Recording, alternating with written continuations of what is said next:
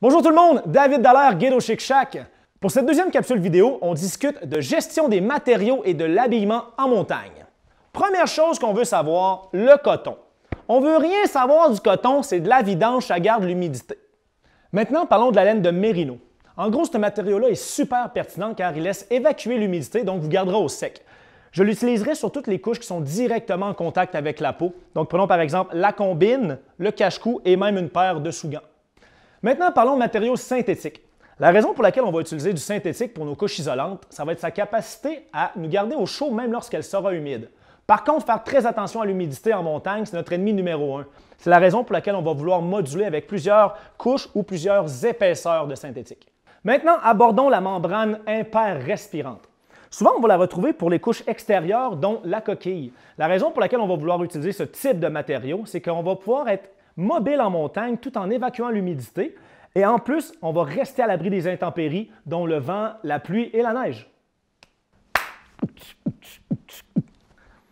Finalement, pour ce qui est de la gestion des matériaux en montagne, on va vous parler de duvet. Le duvet est super pratique à avoir dans notre sac parce qu'il va être capable de se compacter tout petit, super léger et très confortable. Seule chose à faire attention avec le duvet, c'est que dès qu'il sera en contact avec l'eau ou l'humidité, il va perdre une grande majorité de sa capacité d'isolement. C'est la raison pour laquelle le duvet, on le veut dès qu'on n'est pas en effort physique. Donc, guys, en gros, si on résume ce qu'on a vu ensemble en une phrase, l'humidité est l'ennemi numéro 1 du skieur. Quelques trucs et astuces pour continuer à combattre notre ennemi. On part de la maison, on s'en va à la montagne. Bien sûr qu'on va vouloir garder notre température très fraîche, donc habillez-vous pas complètement. Partez pas le chauffage dans le top de la voiture et peut-être ouvrir une fenêtre pour le chemin. On est maintenant rendu prêt pour notre ascension. C'est à ce moment-là que moi, personnellement, j'aime déjà avoir un petit peu froid avant de partir parce que mon corps va se réchauffer sur le chemin. Si on se met à avoir un petit peu trop chaud, quelques options s'offrent à nous. On va pouvoir ouvrir les zippers et même enlever quelques couches.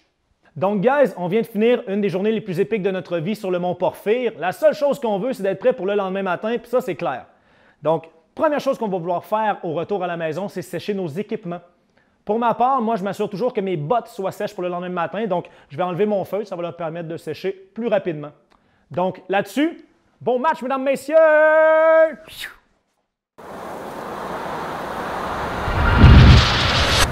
Tu veux continuer à en prendre plus sur les bonnes pratiques à avoir en montagne? Clique ici.